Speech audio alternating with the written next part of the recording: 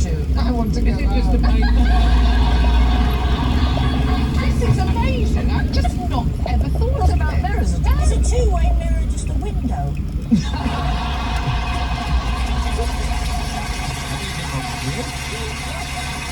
It's a window with a light out. Yeah, that's it. They always sit in the dark, don't they? Mulder and Scully and all them. They sit in the dark. Yeah, that does matter that they're sitting in The other light is very, very, very brightly lit. Right, while so they're what in does there, that tell us? sweating. Do you want a cigarette? You can't. Yeah. That's a one-way mirror. Yeah, the effect depends on what they call a half-silvered surface, so it reflects about half the light and it's penetrated by the rest. So it penetrates at an equal rate on both sides, this mirror. It's not, does it only works one way? You know, if you stand in a lit room, Yeah. okay, and it is dark outside, and there's somebody outside, you can't see them, but they can see you perfectly well. And it is the same effect, so that one-way and two-way mirrors are exactly the same thing. There is nothing really special about one side of the mirror over the other. If one side is brightly lit and the other side is left in darkness, all the light that reflects off the mirror on the bright side is swamped with a much smaller amount of light that's passing through from the dark side. So ways in which you can tell actually that you're being observed by a mirror, first of all, it will be set into the wall rather than hanging. Yes. If you rap on it with your knuckles, you can hear that it's hollow. If you actually went up and pressed your eyes like that up to the mirror, you'll block out the light from the room that you are in. If it's a reciprocal mirror, you should at least be able to see something through. And I think at last resort, just chuck a chair through it. Anybody know about the trick called Pepper's Ghost? Ghost. It's one of my favourite things. Two mirrors with an angle. It is to do with an angled mirror. It's a wonderful trick. It was made famous by a British chemist who was known as John Pepper, and it was a way to make a ghost appear on the stage. If we can show you with a diagram, there is an invisible piece of glass. Can you see the glass is this angled thing up on the stage? The glass is angled at 45 degrees to point down into the orchestra pit, and then we've got the actual actor, you see, standing there with a light shining. It is reflected in the glass and up onto the invisible glass there. It will appear as a hologram. It will appear as a three-dimensional ghostly figure standing on the stage. I mean, it is an astonishing trick, and it's been used by politicians, people like Narendra Modi, the French presidential hopeful Jean-Luc Mélenchon. This is him on stage, except it isn't him. It is a hologram. Almost every hologram we'll ever see is a version of Pepper's Ghost, and I laughed that the Victorians knew how to do this, and we sort of don't use it very much. Right, who has the biggest ears in Britain? GCHQ. I'll go with that. And size-wise, we're talking about. I think this guy's probably up there. Yeah, he's up there. Yeah. Has that been photoshopped or is that a real ear? No, darling, it's pretend. What do we think we are talking about? So you're not far off in terms of protection, security of the country. Got one of those listening devices built before the invention of radar. It is. You are exactly right and get an additional point. That is what it is.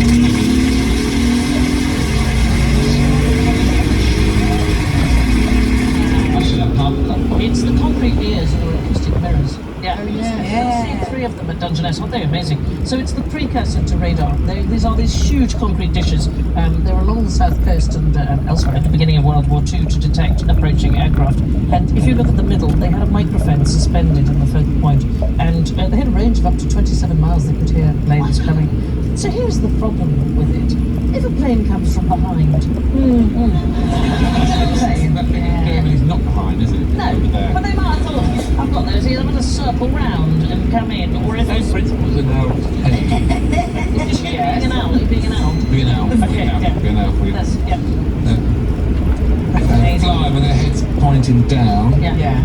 and this sound kind of little things trying to avoid me at night, rustling about. That's me. It's amplified within the concave face, so they can hear animals underground, 4 feet underground. That is astonishing. Hover about waiting for them to come out. Yeah. They must fly into a lot of lampposts.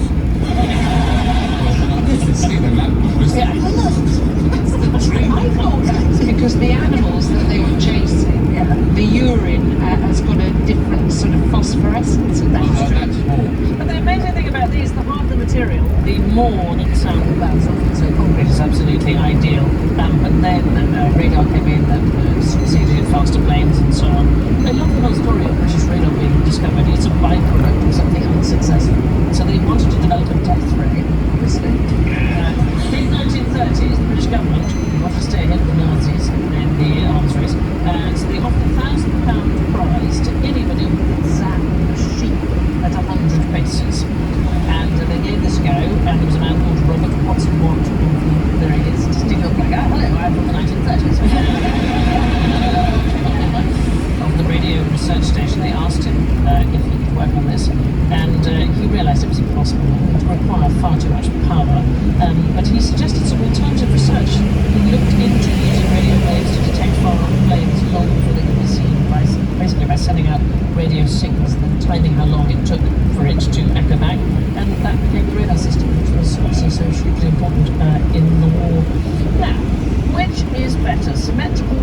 symmetrical nostrils.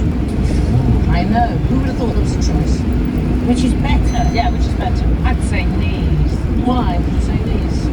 To have your face exactly the same on both sides Is weird. actually be really odd. Yeah.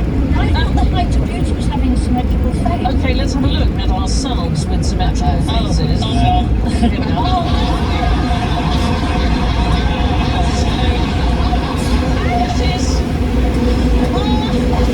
This is the left side of your face is replicated. Is that more important? I look terrified. I look like a chipmunk. So that's our left sides. Let's look at our right sides and see if we think that's any better. Oh, Christ, you're from straight out of Star Trek. Upcoming piece. Weirdest thing. Alan, you don't look like yourself at all. Oh, look at how really sad They say that part of the attraction of a person is the symmetry of their face, but I'm not sure. I'm not sure that that's entirely true. Let's get back to knees and nostrils. So the answer is, it depends what you want to do. So knees for a sprinter and nostrils for a distance runner. There's a man called Robert Trivers and lots of his colleagues, and they looked into Jamaican athletes in particular, and they found that symmetrical knees and ankles characterise sprinters, and symmetrical nostrils do the same for distance runners. Why might that? Well, a sprinter, you are up and down and forward, aren't you? Yeah. It's an efficiency of How are you movement. sprinting? Like that. Like a train. This is why I didn't make Yeah. Team GB. You are a runner. Yeah, I am a runner, but a plodder. Symmetry is inherently efficient, so that's very useful for sprinting, and breathing much more important the longer distance that you run, so you're going to need better nostrils. Symmetry of feet apparently doesn't seem to matter to runners at all. The longer distance runners tend to have relatively asymmetric feet, actually. I couldn't work out whether that's because they go around on the track all the time they got there. But in all of the clips, the left foot tends to be larger than the right in runners. Wow. My left foot's bigger than my right. Is it? Considerably. About half the size. Good to know. The front of the foot's the same. What, your heel? You've got a big bulging heel. I've never noticed that. I've got the effect of kind of a rocking chair. If I wait at a bus stop, I can be quite alarming on one foot.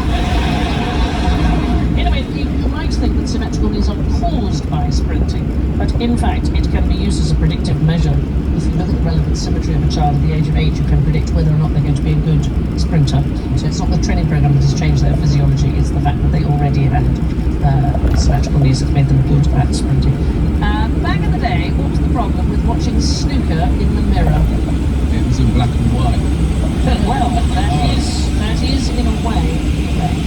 Because in football, they used to have a rule that if it was an international game, you couldn't have teams, even if they were red and blue shirts, when they went to challenge. Because in many of the developing countries haven't yet got colour television, they wanted to expand football around the world. If you watch black and white, you could tell the difference on team. Yeah, so television sets in the early days were monochrome, and so were the earliest images and reflections of their being going to be monochrome.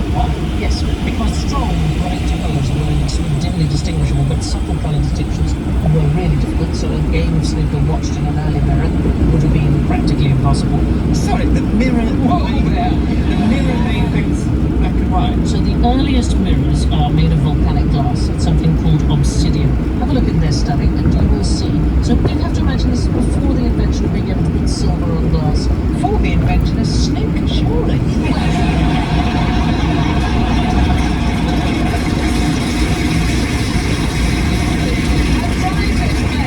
The way snooker was viewed on television. On obsidian.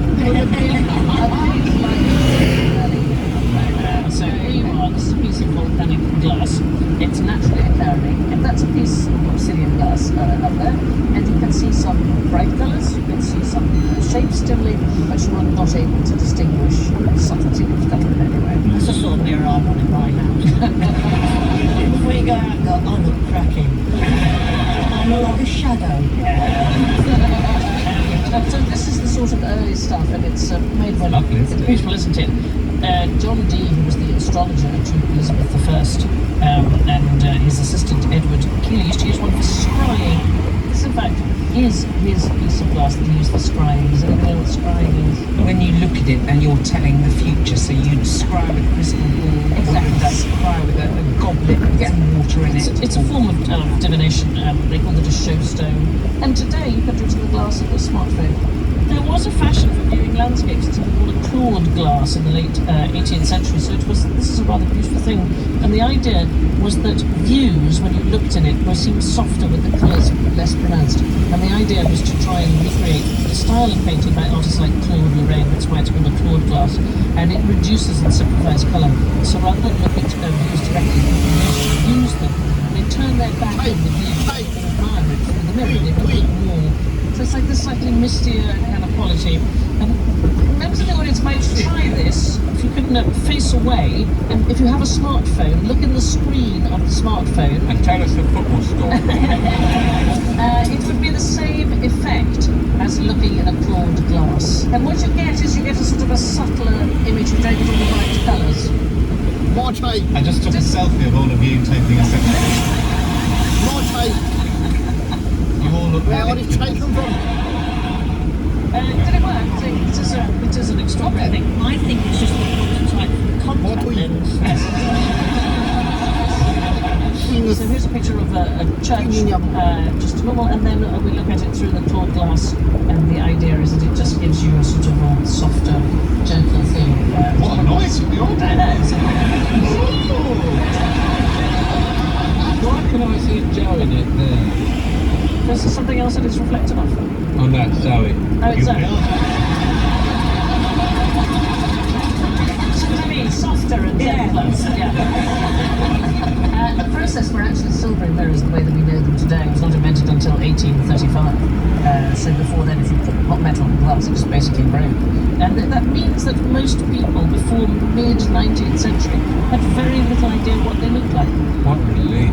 I know, that famous picture of Narcissus looking at the water. It's very rare that you get that fantastically detailed picture. Where did she get that outfit from? Is that a Zara number? That is Echo. He's going, I've got the boob out, look at me. No, you're not looking at yourself. Here's a very... Right out, it's fully out. Right. How do these scientists know how far away the moon is? We measure how long it takes the light to get to us using a mirror thing. Yes, but where's the mirror? They put a mirror on the moon. 5. They've got 5 mirrors on the moon. Yep. 3 American, 2 Russian were left behind by the various manned Apollo missions, the unmanned Soviet missions. The very first one, Neil Armstrong and Buzz Aldrin, first men on the moon, planted it. It's like a bit of flight, doesn't it? Yeah, on the way and give it a fridge. Yeah. Exactly, that we got him morning. Yeah. Be a mattress further on. Looks like somebody's left a ziplock. Yeah, just if Armstrong's wife was anything like my wife, he'd probably have to keep his passport in that when he went to the moon. Why do you keep it in the bag? You know, like one of you in a relationship's always keep documents in a foldy thing, don't they? Yeah. And whenever we go on holidays, my wife has about 3 or 4 foldy things.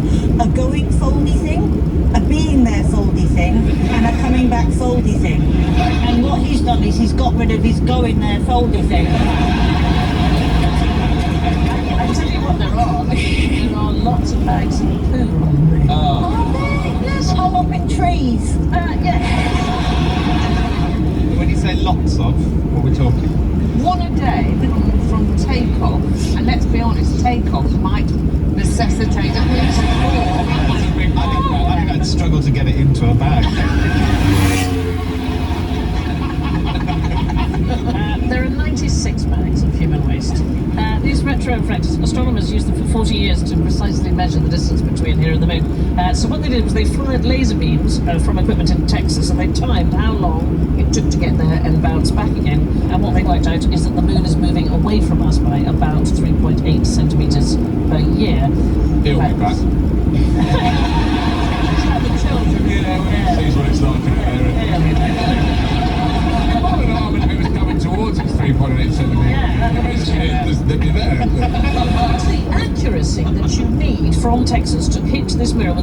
it's comparable to using a rifle to hit a moving penny 2 miles away. It's the equivalent of measuring the distance between New York and Los Angeles to the nearest 0.25 millimeters. Now, for the part of the show which reflects poorly on everybody, general ignorance, fingers on buzzers, please. What's the best way to pull the pin out of a grenade? Joe.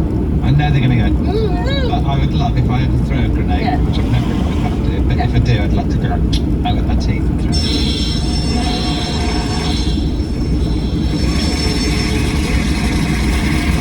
Okay, so the classic design is that you hold the lever like that, you pull the pin out, and that is going to release the lever, and then you chuck it springs open, triggers a tiny fuse, and boom. If you pull it out with your teeth, which they do in the movies, don't they? Because they're busy firing a gun with the other hand. They're busy. Yeah. Oh God, I'm so busy firing this I gun. know. You'd be terrible in the army, wouldn't you? No, not now, I'm busy. Such a lot of I know. Bang, bang, oh, loud. The pin is bent so that you can't pull it out accidentally. So it isn't straight. The amount of force that you would need, which is between... Hang on, will you? Yeah.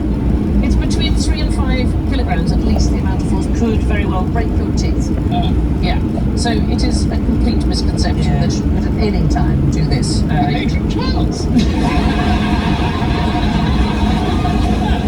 If the grenade is thrown at you, what should you do? Should you try and throw it back? Yeah.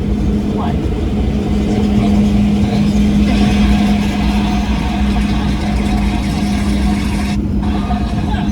If the grenade is thrown at you, what should you do? Should you try and throw it back? Yeah. Why? Does it blow up over there?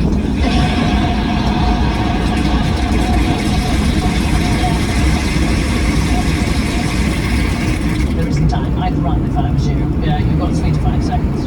3 to 5 seconds from lobbing it. Or From the moment the person has thrown it. Like I said, I'm not much of a sprinter or a plodder, so you just want to... Yeah, from the moment the person has thrown it, you've got to... Don't throw it back, that's the thing. That's rude. Leave it. Leave it. Walk away. Yeah. That's your last Quickly. thought. Yeah. That is it. Don't throw it back. I've got time for this, I'm busy, actually. What happens when you have a bump on your head and you wake up with foreign language syndrome? Yeah. You don't speak a foreign language, you speak in a foreign accent. Is correct. That's exactly right. You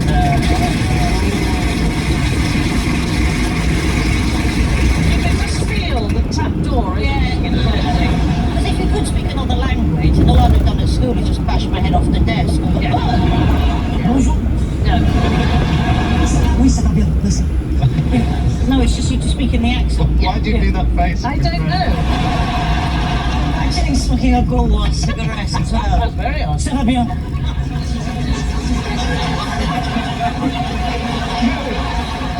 Merci beaucoup. It's so weird how you turn into a cartoon. You're absolutely right. They simply have an impairment, a speech impairment, and the notion that they speak a foreign language it's in the ear of the listener rather than in the mouth of the speaker. Sufferers have included George Michael. I don't know if you remember this. In 2012, he had pneumonia and he was briefly in a coma, and he woke up with what sounded You've got to have a faith. You've got to rock your body. Oh, in a West you've Country. got to have faith. A faith, you We ain't a careless whisper, he did.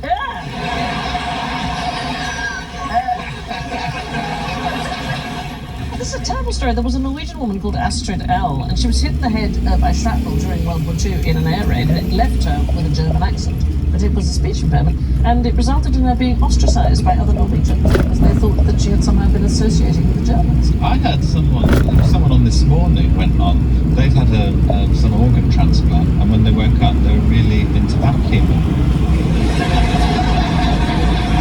This is not as weird as it sounds. The answer may be that some memory exists in cells where we didn't know they resided before. Wow. That you would pass on vacuuming is really annoying. There are exceptional stories of people having a head trauma and somehow acquiring some kind of skill, and that is weird. Derek Amato was a man who hit his head in a swimming pool. He was aged 40, and after that, He was a brilliant pianist, despite having never played before. That's quite good luck. Isn't it? Yeah, you I have to know. hit it right on the right. Exactly the right place. So he can't read music or imitate tunes, but the music he improvises is completely extraordinary and nobody knows why. That is weird. That is one weird, of those yeah. things about the brain. It's It's just better than vacuuming. That's this morning. That is the booking policy of this morning. Yeah, absolutely. They go to vacuuming. Yeah. We're not interested. And then show her. No, Yeah. I'm Duncan. Phil and Holly aren't going to talk about show. Why would they? if someone starts speaking French after a knock on the head, it probably means they're French. Lastly, a question about reflexes. What happens if you dream that you are sneezing? Lisa! Yes, Lisa. You wake up sneezing. I was distracted by that picture. You wake up as a dog. Yeah. It's impossible to sneeze at the same time as dreaming. So during REM sleep, which is the time when you dream, your muscles, including all your reflex muscles, are completely paralyzed. It's quite unlikely, in fact, that you'll sneeze even in non-REM phases, because the nerve cells in the brain which trigger a sneeze are normally suppressed. If you did sneeze while you were asleep, it would wake you up. I used to suffer from sleep paralysis, where your body is paralysed when you're awake, but you can't actually move. How long did that? How long? It did like could happen? last for 1982 to Yeah. 1985. Victorians used to depict it with an evil spirit coming into the room to take away your soul, because often when it happens to you, you see a dark shadow moving through the room. It's a really horrible thing. It's like being trapped in sleep, but you are awake. And then we moved flat, and it never happened again. It was really But weird. the new owners, Yeah, weird. Is it like a part of like night terrors? Because Similar. my friend got all sorts of visions. He had horrible night terrors. My favourite, he got one of those apps on his phone so he could record what noises he made in the night. And he had night terror that the room was full of bees. And he listened to the recording the next morning, and it's just him going, "Fuck all bees."